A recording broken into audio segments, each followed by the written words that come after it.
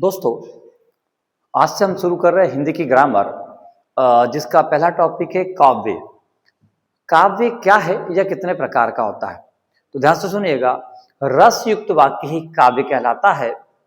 इसकी परिभाषा आचार्य विश्वनाथ के अनुसार रसात्मक वाक्यम काव्यम। काव्य दो प्रकार का होता है, दृश्य काव्य और श्रव्य काव्य। दृश्य काव्य क्या है? जिस रचना को देखकर हमारे मन में आनंद की अनुभूति होती है उसे दृश्य काव्य कहते हैं। जैसे नाटक।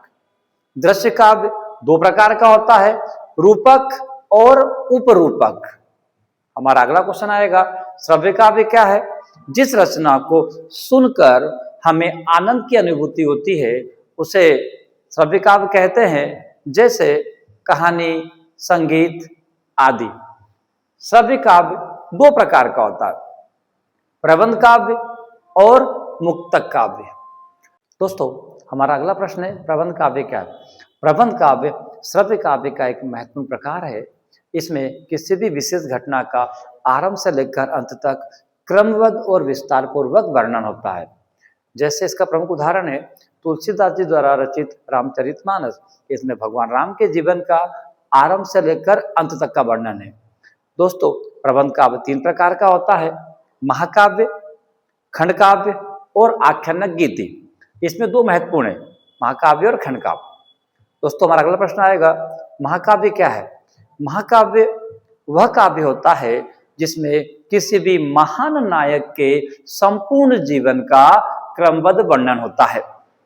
इसका भी प्रमुख उदाहरण है तुलसीदास जी द्वारा रचित रामचरितमानस। इसमें भगवान राम के संपूर्ण जीवन का वर्णन है। दोस्तों, हमारा अगला प्रश्न है, खंड काव्य क्या है? खंड काव्य वह काव्य होता है जिसमें किसी भी महान नायक के संपूर्ण जीवन का वर्णन नहीं होता है, अपितु उसके संपूर्ण जीवन में से किसी एक विशेष घटना का ही वर्णन रहता है, उसे खंड काव्य कहते हैं।